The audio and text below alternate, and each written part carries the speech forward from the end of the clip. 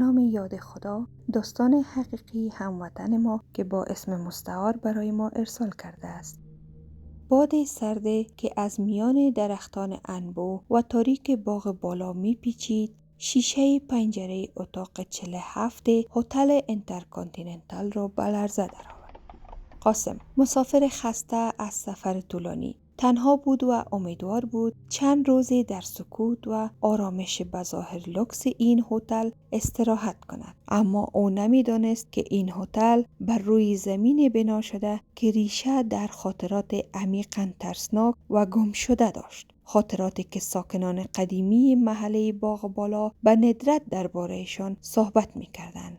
آره، باغ بالا با آن درختان سر به فلک کشیده و تاریک همیشگی، حتی در روشنایی روز نیز حال و هوای مرموز داشت. افسانه های محلی از گمشده های بسیاری می گفت که وارد جنگل های پشت هتل شده و دیگر باز نگشتند. برخی زمزمه می کردند که زمین خاطرات قربانیانش را در خود نگه می دارد و در شرایط خاص آن خاطرات به شکل فیزیکی خود را نشان می دهند. شب اول همه چیز عادی بود، اما شب دوم اتفاق افتاد. قاسم نزدیک نیمه شب از خواب بیدار شد. صدای خشخش عجیبه مانند کشیده شدن ناخن بر روی چوب از پشت در اتاقش به گوش می رسید. اما وقت چراغ را روشن کرد و در را باز کرد، هیچ کس نبود. فقط راهروی خلوت و طولانی هتل بود که در نور کم مهتابی رنگ پریده‌ای به خود گرفته بود. بوی عجیب و کهنگی شبیه خاک نمناک و برگ‌های پوسیده جنگل در فضا پیچیده بود. صبح روز بعد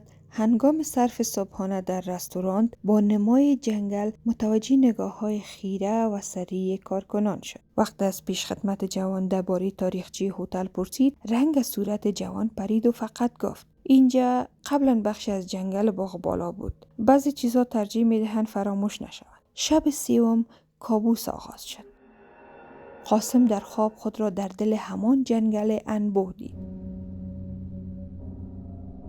درختان آنقدر به هم نزدیک بودند که نور ما به زحمت از لابلای شاخه ها عبور می کردند. او می دوید بدون آن که بداند از چی فرار می کند. تنها صدایی که می شنید صدای نفس های بریده یک غریبه بود که گویی دقیقاً پشت سرش بود. سپس صدای زمزمه ای را شنید: اتاقت اشغال شده. با فریاد بلند از خواب پرید. عرق سرد تمام وجودش را فرا گرفته بود. اتاق سرد بود، بسیار سردتر از حد معمول، و آن بوی خاک نمناک و پوسیدگی حالا با وضوح در اتاقش بود. ناگهان چشمش به پنجره افتاد. روی شیشه معالود کلمه با نوک انگشت نوشته شده بود: بیرون.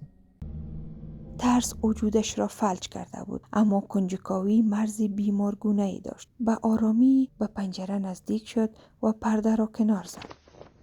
جنگل تاریک مثل هیولای خفته در آن سوی شیشه گسترده بود و آنجا درست در لبه جنگل زیر نور کم یک چراغ باغچه سایه ایستاده بود.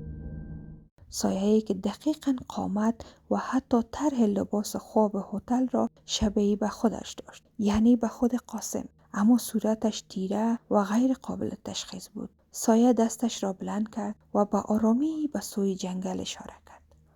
قاسم با وحشت از پنجره دور شد و تمام شب را بیدار ماند. چراغ‌ها را روشن نگه داشت و به در و پنجره خیره ماند، اما آن سایه ناپدید شد.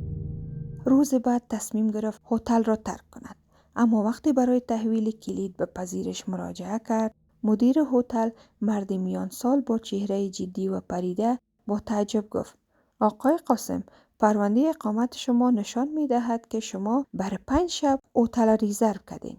اگه زودتر بروید هزینه عودتتان داده نمیشه. قاسم اصرار کرد که باید برود. در حالی که چمدانش را بسته بود، متوجه لکه‌های کوچک و گلی روی فرش کنار تخت شد. لکه‌هایی که شبیه رد پای کوچک و خیز بود. بوی پوسیدگی هنوز در هوا بود. شب آخر قاسم مصمم بود تا صبح بیدار بماند و سپس برای همیشه از آنجا برود. اما نزدیک سحر خستگی بر او غلبه کرد و چشمانش سنگین شد و خوابش برد. وقتی دوباره چشمانش را باز کرد، در اتاق خودش نبود. هوا سرد و مرطوب بود. صدای جرجرک‌ها و ناله باد در شاخه‌ها او را در بر گرفته بود. او در میان درختان انبوهی باغ بالا ایستاده بود، تنها با لباس خوابش. قلبش چنان می‌تپید که گویی می‌خواست از سینه بیرون بزند. ناگهان همان صدای نفس‌های بریده را از پشت سرش شنید و فرار کرد. ریشه های درختان مثل انگشتان استخوانی به سویش دراز شده بودند تا او را بگیرند. شاخه ها صورت و دستانش را می خراشیدند. از میان درختان نور کمرنگ پنجره های هتل را می دید، اما گویی هرچی بیشتر می دوید آن نور دورتر می شد. در نهایت به فضای کوچک خالی از درختان رسید. در مرکز آن گودال کم عمق بود و در کنار گودال سایه‌ای که دیده بود ایستاده بود. حالا از نزدیک می توانست جزئیات را ببیند. این سایه شمایل خودش بود، اما با چهره‌ای در هم ریخته، چشم‌های کاملا سیاه و خالی و پوستی که شبیه به خاک سرد و تیره جنگل بود. موجود با صدای خشدار که گویی از اعماق زمین برمیخواست زمزمه کرد: من اینجا گم شدم. سالها پیش وقت این هتل نبود. زمین مرا در خود کشید، اما خاطره‌ام رها نشد. برای رهایی باید کسی جای من را بگیرد، کسی که در اتاق من بخوابد. قاسم فریاد کشید: اتاق تو؟ کدام اتاق؟ سایه با انگشتش که شبیه ریشه درخت بود به سوی هتل اشاره کرد. اتاق 47. اتاق تو. اتاقی که روی گور من ساخته شده است. سپس سایه به آرامی به سوی قاسم حرکت کرد. قاسم احساس کرد پاهایش در زمین نرم و گلی آنجا گیر کرده است. گودال کم عمق مثل ماسه متحرک او را به درون خود می کشید. در لحظه آخر صدای دور دستی شنید، صدای شیپور یک خودرو. نور چراغ‌های یک ماشین از لابلای درختان گذشت. این نور مانند تیغ سایه را برید. موجود یا همان شخص با فریاد خاموش ناپدید شد و قاسم خود را در حالی که بر زمین خیس و سرد کنار جاده پشت هتل افتاده بود یافت. راننده یک تریلی که شب را در آن حوالی گذرانده بود او را نجات داد. قاسم همان روز با اولین پرواز شهر را ترک کرد و هرگز جرأت نکرد داستانش را کامل برای کسی تعریف کند. تحقیقات پنهانی او سالها بعد گزارش قدیمی از گم شدن یک مسافر تجاری در منطقه باغ بالا درست در سالهای آغازین ساخت هتل را نشان داد که جسد آن مرد هرگز پیدا نشده بود. اما کابوس تمام نشده بود. هنوز هم در شبهای سرد و بادی وقتی قاسم از خواب بیدار می شد بوی خاک نمناک و برگ پوسیده را در اتاق خواب خودش حس می کرد و گاهی در انعکاس معالود پنجره در نیمه شب کسی را می بیند که پشت سرش ایستاده است.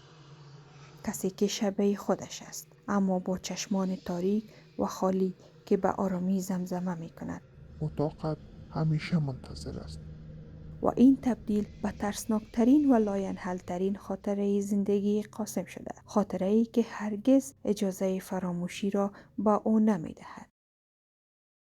اگر شما هم شاهد چنین روایات و یا داستان‌ها بوده اید، به چینل یوتیوب ما پیام بگذارید. در ضمن لایک و سابسکرایب را فراموش نکنید.